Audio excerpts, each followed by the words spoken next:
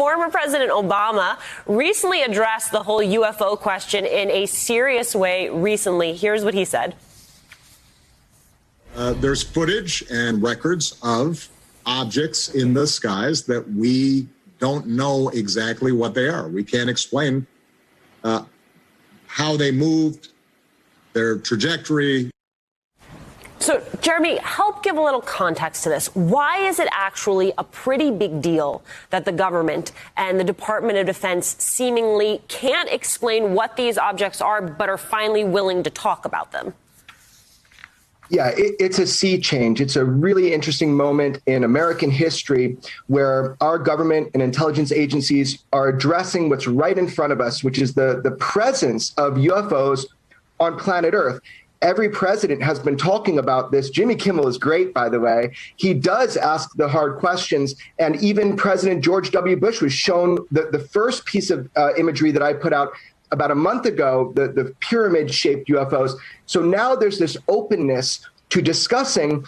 We might not know what they are, but we know what they're not. And when you're looking at this FLIR, forward-looking infrared footage, you see it's a spherical object. There's no plumes, no exhaust, no traditional propulsion that you could see in the thermal realm. So let's talk about just sort of the realm of possibilities, because I think it's important that it's, we were joking about aliens, and that certainly is the possibility that there's a connection to extraterrestrial life. But there are also, possibilities like this being technology that is being worked on covertly.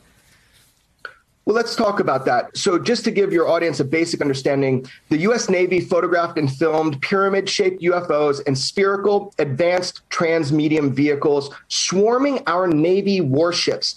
So this is an issue with the idea that you could have mid-air collisions, just basic safety. So I obtained and released that footage with my mentor in journalism, George Knapp. And all of this was unclassified, but it was directly confirmed by the Pentagon, which is really cool. So they're starting to talk about this. These are true unknowns. We don't know if this is from an adversarial foreign nation. We're pretty sure that it's not black budget programs within the United States, because nobody that runs those knows what this is. This appears to be, and it possibly is, a beyond next generation technology. So our Defense Department wants to know who has this technology, which represents this massive quantum leap in understanding of propulsion. Who has it? What is their intent? Who's operating these vehicles? And so that's where we're at. And now finally, there's an openness that's been lacking for the last 75 years. So why do you think the government is just now coming around to declassifying documents, revealing more to the public about what they've been observing all this time? Yeah, look, they're being forced to. Our intelligence agencies and our politicians and congressmen and senators, they are beholden to the American public and the American will. They represent us. So this is actually something that is overdue, where the Senate Intelligence Committee is putting together this mandate to put a report about the UAP or UFO topic.